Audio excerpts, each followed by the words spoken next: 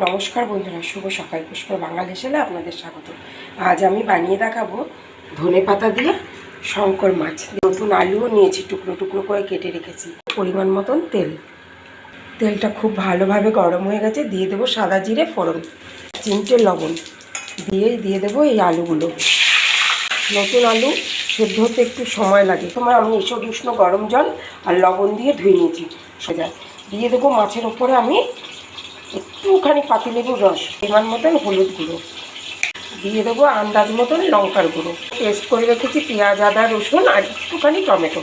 আমি খুব অল্প মাছ রান্না করছি, তাই অল্পই মশলা পেস্ট করেছি। আন্দাজ মতন লবণ আর 1 চামচ মতন কাঁচা সর্ষের তেল দিয়ে এটাকে ভালোভাবে আমি মাখাবো হাতের সাহায্যে। মশলাটা কিন্তু আমি শুকনো শুকনো পেস্ট করেছি আর খুব সুন্দর স্মেল আসছে। এটা আমি রেখে দিলাম এক সাইডে। আলুটা বেশ সুন্দর রং ধরিয়ে ভাজা হয়ে গেছে। দিয়ে দেবো মিডিয়াম সাইজের একটা পেঁয়াজ কুচিয়ে রেখেছি। সুন্দর পেঁয়াজটাও রং ধরে গেছে আর আলুটাও খুব ভালোভাবে ভাজা হয়ে গেছে। মশলা মাখানো মাছগুলো এবার বেশ নেড়েছে আলুর সাথে অনেকক্ষণ ধরে কষিয়ে নেবো। দেখুন বন্ধুরা কি চমৎকার কালার এসছে। দিয়ে দেখুন বন্ধুরা খুব সুন্দরভাবে মশলার সাথে আমি কষিয়ে নিয়েছি মাছটাকে। আর তেল ছাড়ছে আর মাছগুলো দেখুন পুরো মাংসের মধ্যে পিস পিস রয়েছে। একটা মাছও কিন্তু ভাঙবে না এইভাবে রান্না করলে।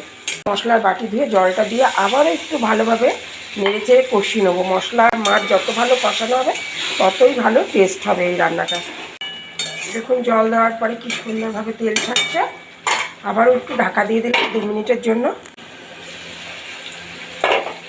দেখুন বন্ধুরা খুব সুন্দরভাবে কষানো হয়ে গেছে। এই সময় আমি দিয়ে দেব পরিমাণ মতন জল। সেই বুঝে জলটা অ্যাড করবেন। দেখুন কত সুন্দর হয়েছে। আমি দিয়ে দেব রোস্টেড ধনে পাউডার, শুকনো খোলায় ভেজে গুঁড়ো করা ধনের গুঁড়োটা এর মধ্যে দিয়ে দিলাম। যেহেতু আমি ধনে পাতা দিয়ে রান্না করব, তাই ধনের গুঁড়োর ফ্লেভারটা এর মধ্যে খুব ভালো আসবে। দিয়ে এটাকে 2 মিনিট ফুটিয়ে নেব। ঝোলটা দেখুন অনেক কমে গেছে, আলু টালু সব সেদ্ধ হয়ে গেছে। খুব সুন্দরভাবে ফুটে ঝোল শুকিয়ে গেছে, তেলও ভেসে আসছে। এই সময় দিয়ে দেবো ফ্রেশ কিছুটা ধনেপাতা।